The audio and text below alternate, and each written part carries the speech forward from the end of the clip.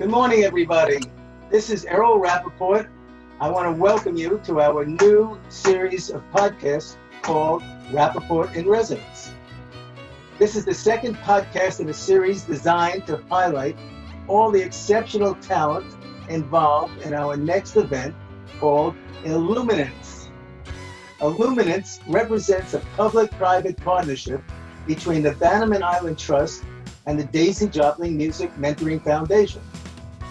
The money raised for the foundation will provide tuition-free music lessons and mentorship opportunities for over 94 students aged 7 to 18 years old.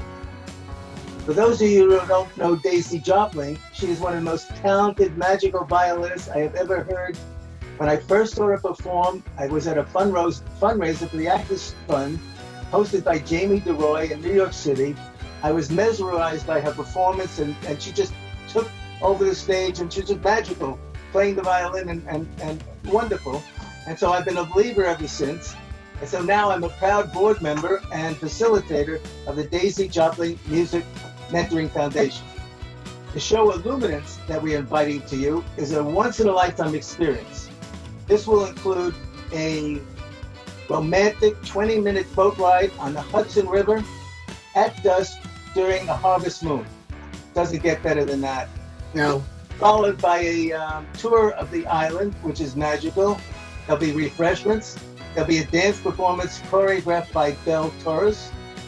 The main event then is a 90-minute concert by Daisy Jopling and a band featuring Michael Fagenbaum. Daisy plays music that is a fusion of rock, folk, and classical. It just takes your breath away.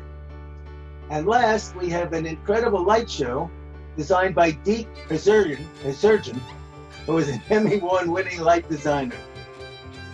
Every ticket you buy will benefit the Bannerman Castle Trust, created to conserve the beauty and specialness of the island, and the Daisy Jopling Music Mentoring Foundation. Now pay attention. This is a limited engagement from September 30th to October 4th. So buy your tickets now. Okay, my guest today is Laura Giarratano. Laura is the interim president of the Daisy Jopling Musical Foundation. She is so special. And I know, Laura, you spent a lifetime in the music business.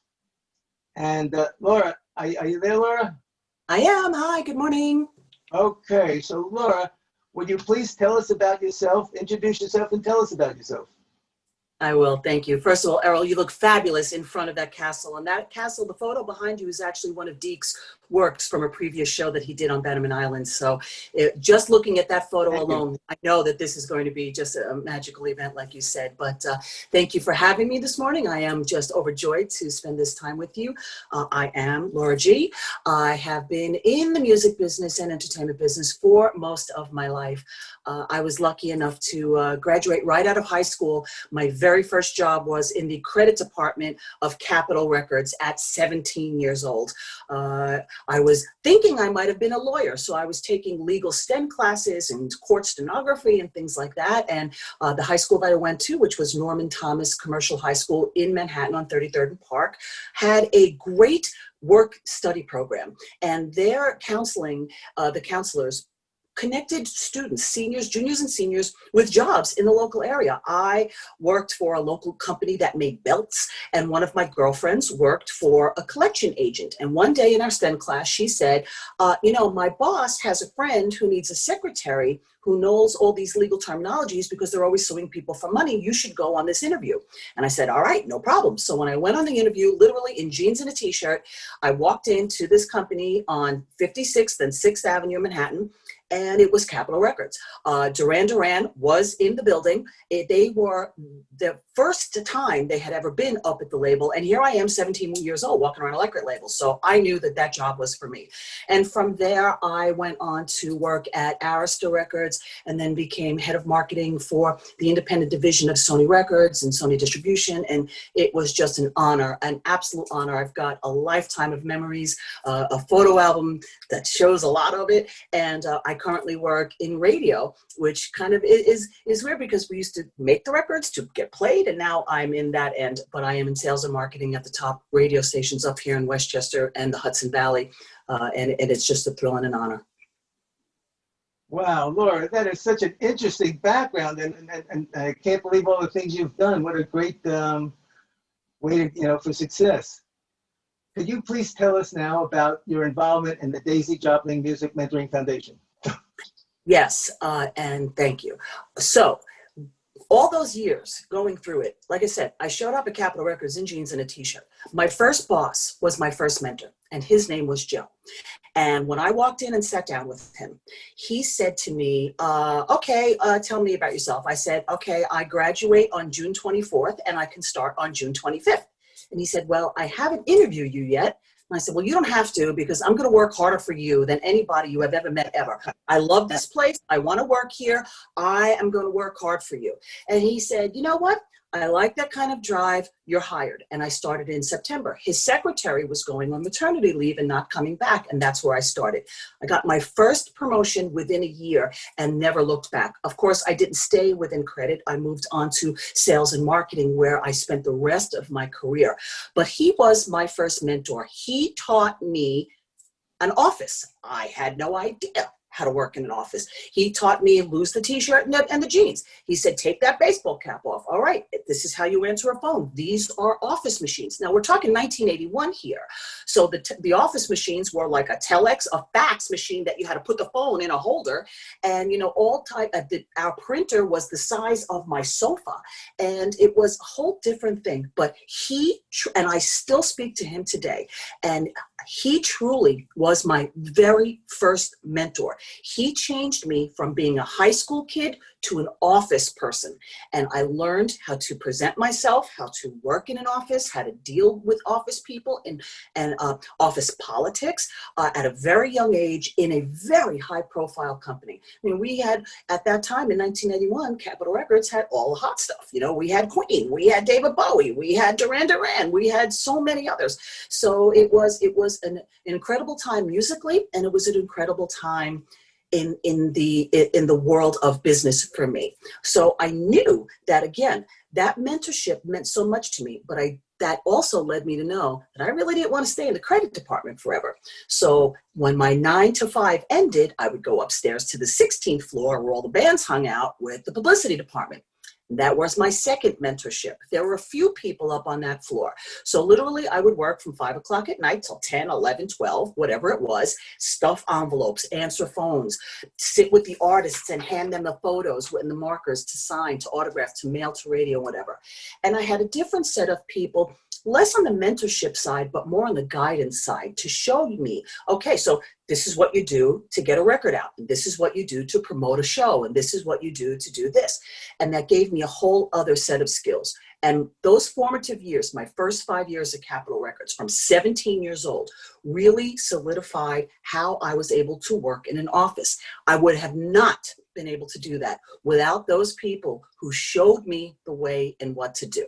It was the building blocks of my entire career, being shown how to sit in an office at a desk. And those are such important basic life lessons.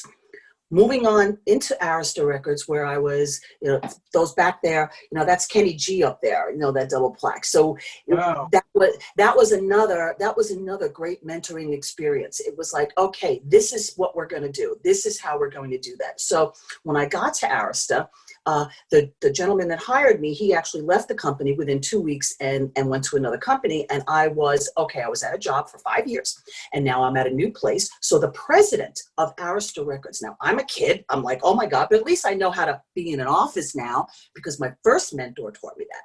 So the mentorship that I received all along the way really instilled in me the need to continue mentoring and to continue to pay it forward. I would not be where I am today if not for that very first mentor. My second mentor, Sal, who told me, you tell me where you want to work in this company and I'll make a job for you. And then he turned me over to Lauren. She was my friend, my confidant, and my mentor, and has since passed away many years ago. But she taught me how to be a woman in the music business and make my way. And those lessons really, like I said, carried me forward. And all along my years, I have been very lucky to have had people who have worked alongside me. I really can't say for, because nobody worked for me. We all worked together towards a common goal. And I have, like I said, been lucky enough to mentor my assistants, my office workers, my marketing managers, who are now presidents of the biggest music companies in the world. And it was a thrill for me to be mentored and taught, and it was an equal thrill, if not more, to then teach. So then how I came to the Daisy Jopling Music Mentorship Foundation was through one of our DJs. Daisy was putting out a record and she needed some help and she just needed a little bit of advice. So when my DJs knew that I came from the music business, so I started talking to Daisy. And before I knew it, I realized what the whole music mentorship program that she had founded along with her husband, Joe, meant. And it immediately struck me. And to be able to provide tuition-free instruction and these mentorship programs for children, whether it be mentoring in marketing or lighting design, which, again, that photo behind you, Zeke, is going to be mentoring children who are interested in lighting and staging and production. It's unbelievable. Can you imagine working with someone who has an Emmy on their shelf for a young child in Peekskill, New York, or any small area of the Hudson Valley? Our social media marketing person will be mentoring. I kind of am mentoring him. I am also being mentored by you. So again, it is just a trickle-down effect of taking what you have learned and helping the next generation. Just like our parents, I wanted to do one step better than my parents did. My parents wanted to do one step better than their parents did. Same thing. I was taught by some of the best. It helped me be the best me, and I want to help the next be the best them. Wow. Laura, your passion is contagious. My God.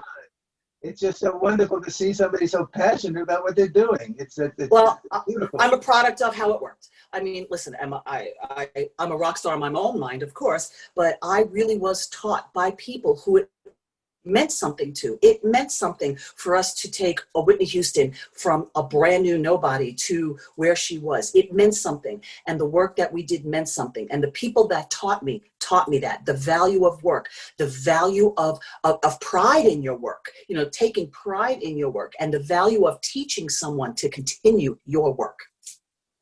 Wow, that's amazing. But also I can say that the value is that you have the passion that you wanted to achieve more. You wanted to grow. You wanted to do this. You wanted to learn, which is just fantastic. Okay, so Laura, in closing, what advice do you want to give to the next generation of people in music and the arts?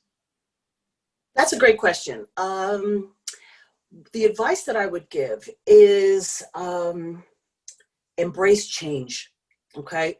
Certainly, things now are uncertain. Things are changing.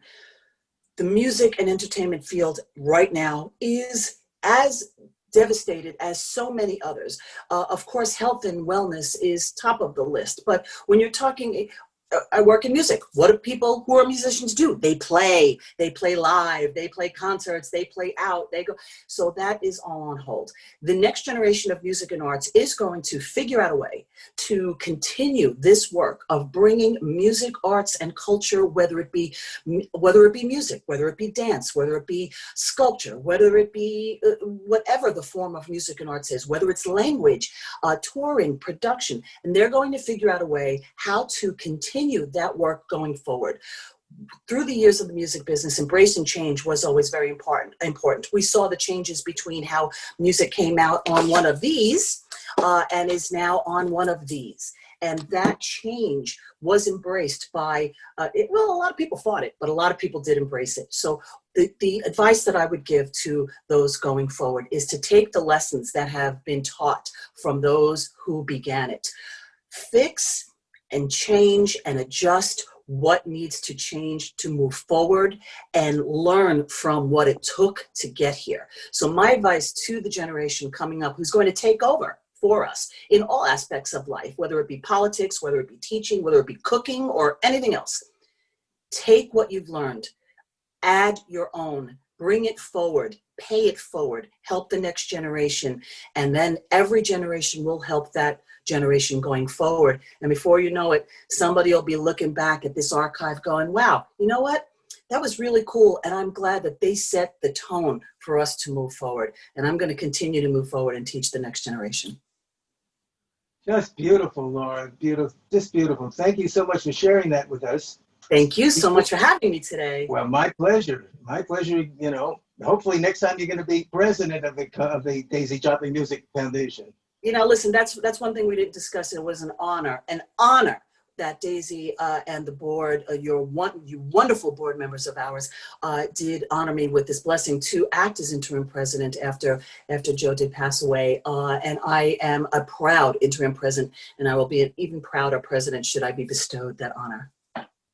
Well, you know, we're dedicating this show to Joe Brown. We are. Yes. Thank you, Joe. Thank you for all you did. Yes. Now, before we close, can you tell us more of the information about where to buy tickets about the event? Absolutely. So Illuminance, which Errol just spoke about, is our concert series on Bannerman Island. It's a very short residency. It's a limited engagement. It is limited seating. I mean, I'm talking that Daisy is pretty much playing for about the same amount of people that might be in your living room watching a movie at night. It is a very intimate performance, and all the information can be found. You pretty much can find us on Facebook, the Daisy Jopling Music Mentorship Foundation. Just search it up on Facebook. That'll show you all the current things that are going on and bring you to our website where you can find out more and donate if it moves you and learn about more about the work that we're doing and about Daisy herself, who is the leader of this organization. Wow. Okay. Well, thank you so much, Laura. Thank you, Errol. Okay. I want to thank everybody for listening to the podcast, and